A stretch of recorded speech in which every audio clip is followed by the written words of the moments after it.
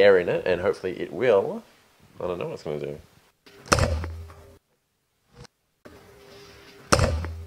Wow, that's pretty cool. I didn't time it right. Let's try it again. But you can see the match can actually be ignited. Ayan po, hindi namamatay. Hindi namamatay yung apoy. So, ibig sabihin, kung yan po ay sa loob ng combustion chamber ng makina, ganun po, masusunog po yung tubig. Good morning, good afternoon, good evening sa lahat ng ating mga kababayan sa buong mundo. Kung saan man kayo naroroon, welcome po sa ating munting channel. Ang ating mga topic dito ay una patungkol po sa inventions, yung mga basic inventions na nakatulong po sa ating pang-araw-araw. Pangalawang topic po natin ay patungkol po sa health, paano tayo maging malusog na hindi gumagastos ng malaki. Pangatlong topic po natin ay patungkol sa entrepreneurship, paano tayo kumita dahil kailanganin po natin madagdagan ng ating kita. Ang pang-apat po natin na topic ay patungkol po sa mga trending issues. Minsan mga kasali dyan mga chismis, pero nakakatulong din naman sa ating buhay.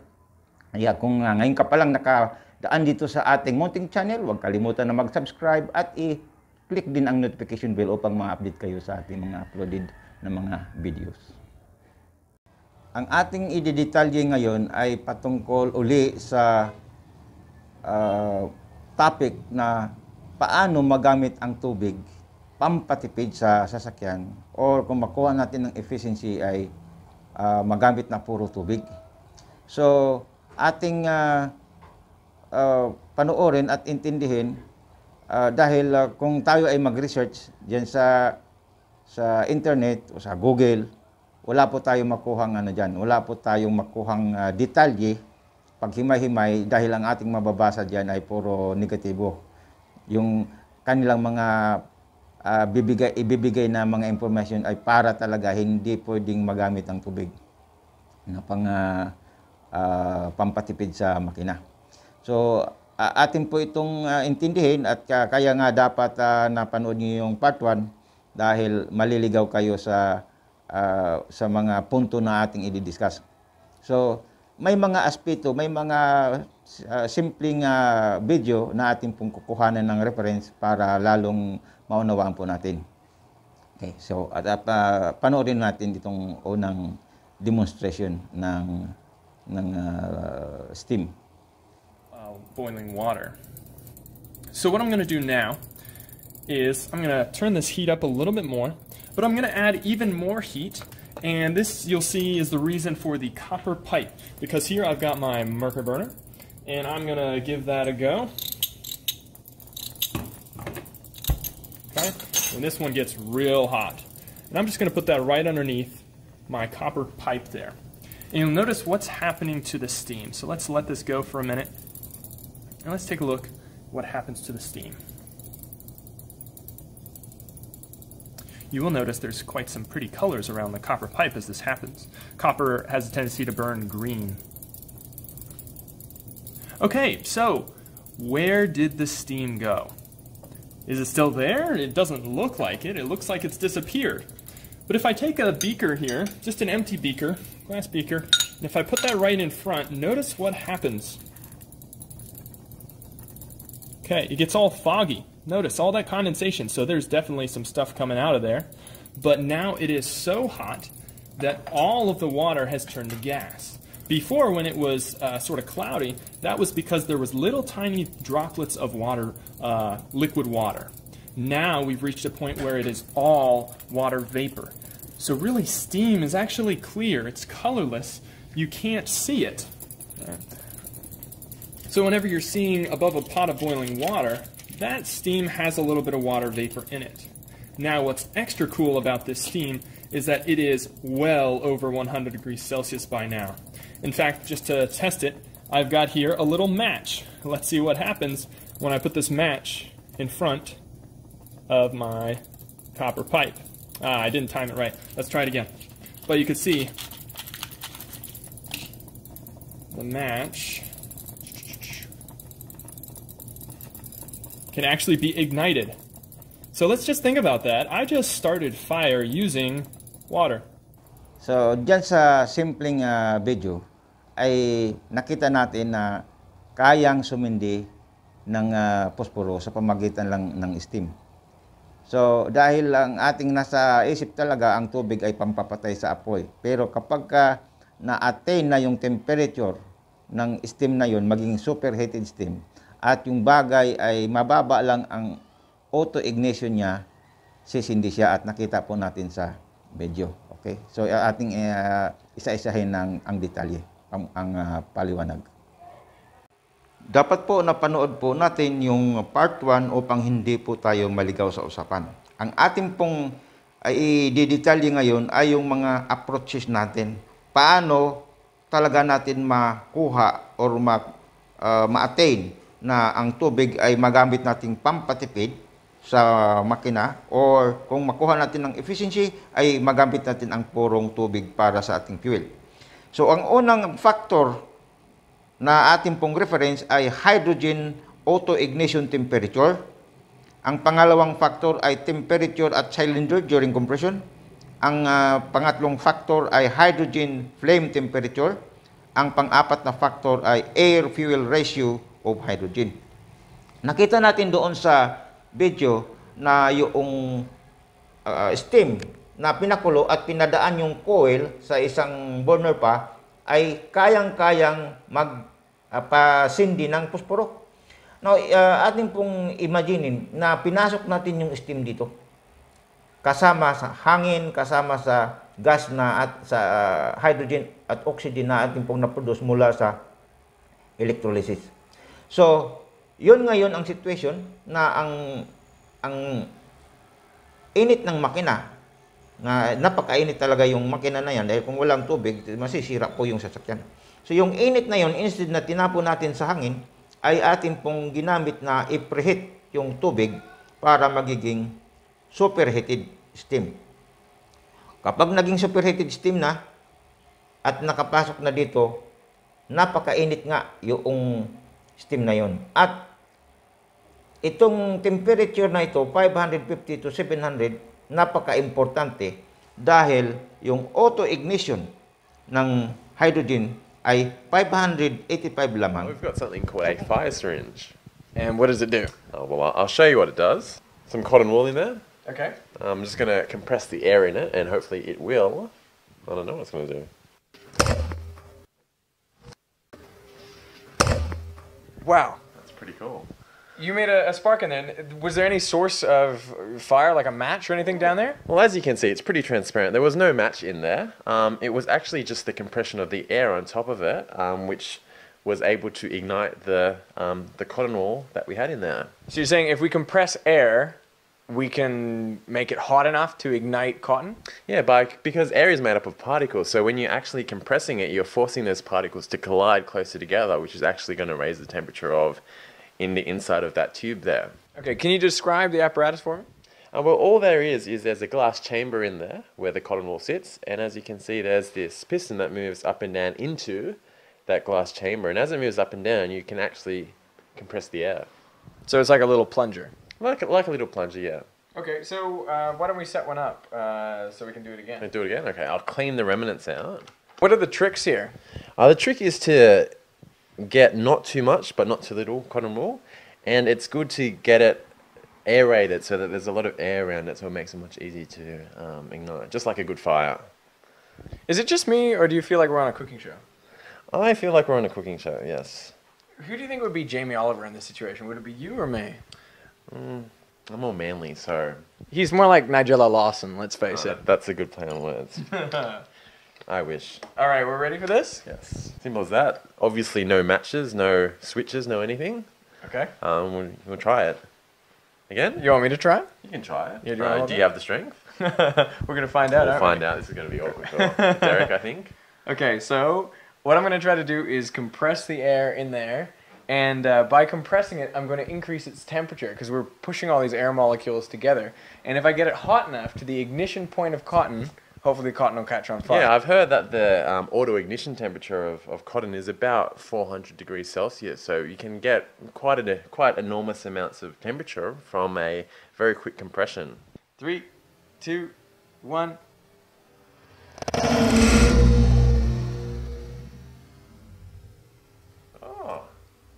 Surprise. Beginner's It luck. worked, yeah. Yeah, check that out.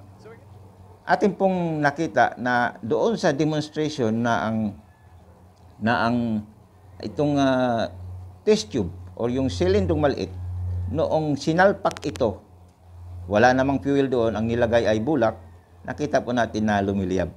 Okay?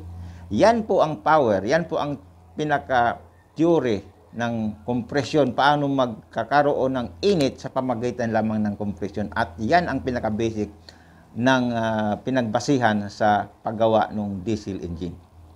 Okay po. So kung ito yung configuration ng water molecule na naging steam na, hindi naman natin makita yung steam. So ito ang kanyang configuration. Mayroong bonding, no? May bonding yung oxygen at hydrogen, dalawang hydrogen, ayan, oxygen magkadikit at mahirap mong mahiwalayan. Pero kapag at the moment na na-attain mo yung temperature na ito, hihiwalay ito. Kasi masusunog na siya eh. Mag-auto-ignite na siya eh. Kusa na siyang masusunog dahil masusunog na siya, bibigay. Hihiwalay ito. Hihiwalay. Ngayon, at the instant na naghiwalay yan, dahil napakabilis po ang pangyayari dito, imagine mo kung tatakbo yung makina ng 3,000 revolution per minute, napakabilis po yan.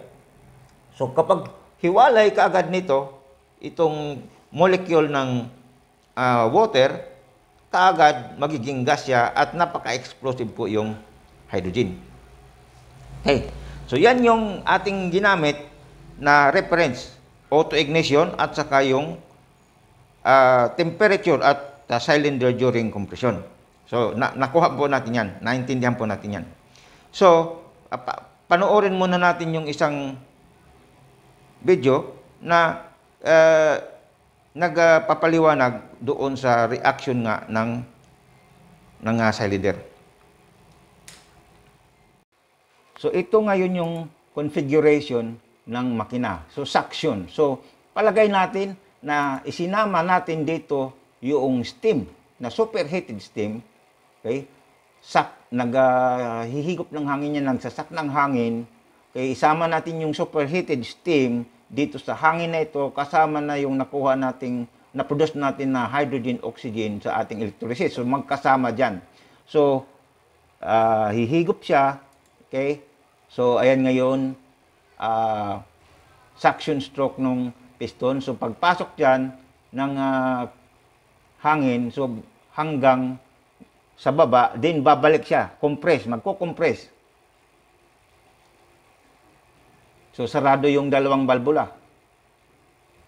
Kaya makukompress ngayon yung hangin. So, sinasabi natin, ayan na. Ang sinasabi natin, kung kasama dyan yung steam, okay? Kung kasama dyan yung steam sa hangin na yan, at saka yung hydrogen at saka oxygen, i-compress ngayon yan. So, kapag nakarating na sa top end, top level ng piston, sobrang init na yan. Okay? Ayan. Sobrang init. Pagka narating na yung sobrang init na yan, ito dahil diesel, bumuga nga ng diesel yung injector.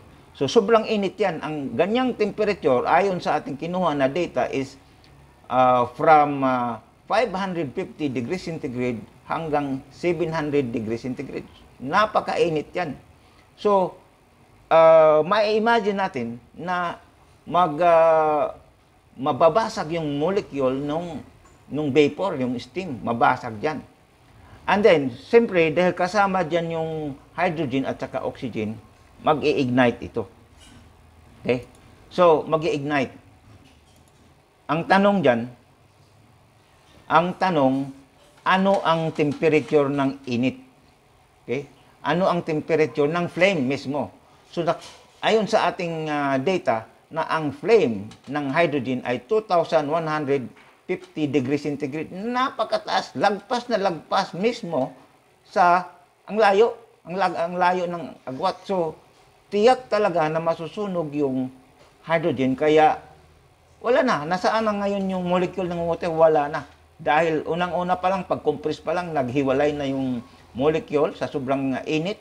Na-preheat na natin mula sa sa init ng makina, na preheat na natin, na superheat na natin yung steam. And then pagpasok dito, mainit na siya. Kunting dagdag na lang ng init dito sa compression. So, pag siklab ngayon, noong hydrogen at saka oxygen, at ngayon, ipagpalagay natin na nilagyan pa natin ng kunting fuel para sa ignition. So, pag sumiklab ang apoy na ang level niya ay 2,150, nasaan na ang steam? Wala na, nasunog na siya, kasama na doon sa...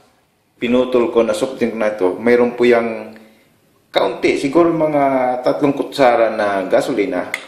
Ang gagawin po natin, lalagyan po natin ito ng tubig. Okay? Madami-daming tubig ang ilalagay po natin. Ito, lalagyan po natin ng tubig. Ayan, lalagyan po natin ng tubig. Ayan, maraming tubig. Ngayon po, ang gagawin po natin, sindihan po natin yan.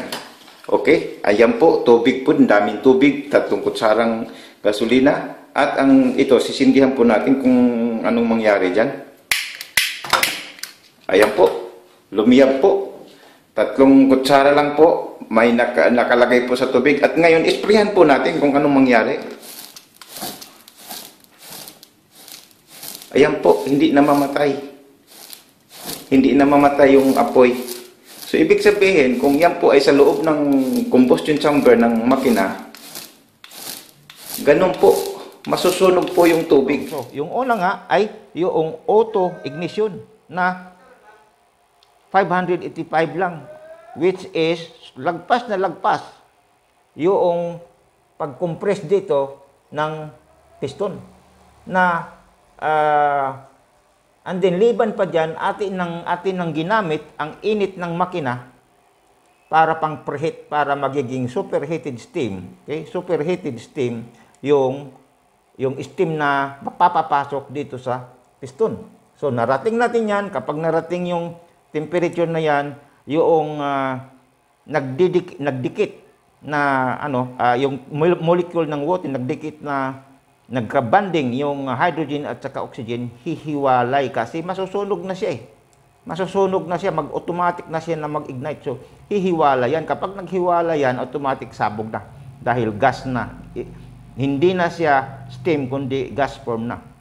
And then, pangatlong bagay na tiyak na talagang sunog siya dahil ang flame ng hydrogen ay, ang temperature na ay 2,000. Imagine this, 2,227 or sabihin na natin 2,150, atin ng i-round off yan, o 2,100, napakataas na yan. So tiyak na wala ng tubig wala ng steam, kundi talagang sunog na sunog siya.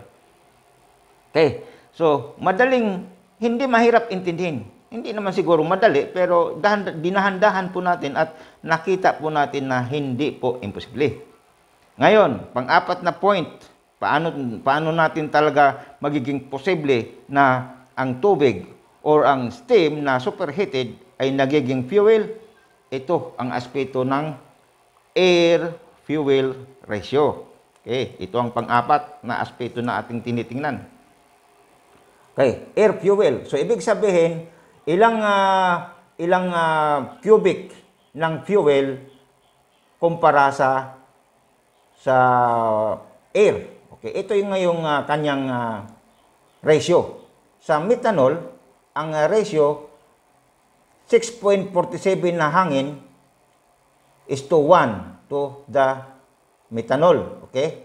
Ang sa ethanol, 9 ang hangin, 1 ang sa ethanol. Ang sa butanol ay 11.2 is to 1. Ang sa diesel, 14.5 is to 1. Ang gasoline ay 14.7 is to 1. Ang propane ay 15.7 is to 1. Methane is 17.2 is to 1. Ang hydrogen, ilan? Yan ang tanong. Hydrogen, ilan? 34.3 is to 1. Okay? Diba? So, posible. Kahit pa kunti lang ang mailagay, okay? Kahit kunting percentage lang ang mailagay natin dito na hydrogen at saka oxygen, very possible siya dahil kunti lang ang kailangan nating fuel ang dami sa air, 34.3. So, yan. Okay? So, kasama, so imagine mo, imagine natin sa ating isipan, o parang figure out natin na nandyan magkasama yung hangin, nandyan yung superheated steam, nandyan na yung gas na hydrogen, oxygen, and then, pag siklab niya, ayun, sunog ang steam, sunog. Dahil napakataas po ang temperature ng flame, and then, hindi naman din kailangan na napakaraming hydrogen dahil 34 ang hangin ang kailangan is to 1 lang sa hydrogen. Okay? So, yan. Yan ang paliwanag. Kapag dumating ang time na papaganahin natin ang makina na napakakunti na lang ng fuel, magtalo-talo yan. Madaming dyan, maging meron, ang daming, imbis siya pa yung hindi marunong, siya pa yung mangingimbabaw sa pagbigay ng opinion, pagbigay ng kuro-kuro. So, pinakita natin ito para yung pagdating ng oras na magkakapit, ang dami na naman mga kuro-kuro, hindi pwede yan, ganito yan, masira kung ano-ano. So, yan, napakaliwanag. Ito ay approaches, wala po tayo makita nito sa explanation kung saan dahil hindi pa naman, wala pang nagpapakita talaga na explanation. Mayroong mga nagpapakita sa YouTube pagdating ng mayroong examination, failure, palpak, wala naman. At saka mayroong ibang kung ano mga pinakita na may nagawa na pero hindi naman na-approve. Dahil hindi basta-basta maniwala ang mga doktor ng engineering or mga scientists, hindi basta-basta maniwala yan unless makaproduce ka ng prototype. So ito yung ating approach. Hindi po mahirap intindihin, although sabihin natin talagang dinahandahan natin upang kahit yung mga ordinaryong tao na may mga sasakyan, maintindihan nila paano ang approach. So pagdating ng oras na may nilabas tayo, kung may magtatanong, ipakita lang natin ang explanation sa mga video na ito. So yung mayroon tayong part 1, ito yung part 2. So yan po, naintindihan po natin, dinahandahan po natin, very possible. So, hintayin po natin. Kaya, hindi natin kaagad-agad ma-produce ang prototype dahil sabi nga natin, kailangan ng pondo. Kung gusto niyo tumulong, welcome po kayo. Dahil ito po ang nagpapatagal sa atin, kaya hindi natin kaagad-agad mailabas dahil kailangan nga ng pondo. So, yan po ang paliwanag, ating dinahandahan. Pwede kayong magtanong pa, mag-comment kung mayroon pa kayong gustong itanong. Dahil maintindihan naman po natin. Kahit tayo ay ordinaryong mamamayan o nakapag-aral lang tayo, kahit graduate lang ng high school o yung lalo na yung mga mechanics o yung mga engineer, maintindihan po natin at hindi po kailangan na tayo nga ay magiging scientist o graduate tayo ng engineering o doktor para maintindihan natin. Simple lang po. It's about temperature. Yun nga, yung ating kinuhanan ng mga basihan, mga auto-ignition, temperature ng compression. Dahil nga, pagka ma-compress nga yung hangin ay iinit. So, yan po ang ating pong paliwanag. So, yan mga kababayan, very possible po at sana magawa na po natin ang ating project dahil kulang nga lang po tayo ng pondo. So, kapag lalo kung may tutulong sa atin, mapadali po natin ang ating project na ito. So, yan po ang ating pong hatid. Ang ating po muli ang mga topic dito, unang-una nga ay patungkol sa inventions. Marami na pong nakinabang sa ating mga ginawang invention. Marami na pong ating mga kababayan na nakagamit na po. At ang pangalawang topic po natin ay patungkol po sa health dahil importante po ang health. Anong silbi kung mayroon po tayong magandang kita or kumikita tayo kung tayo naman ay magkasakit. So, ang pangatlong topic po natin ay patungkol naman sa entrepreneurship at ang pang-apat ay yung mga trending issues na gumagala or kumakalat sa social media. Maapektuhan din naman ang buhay natin.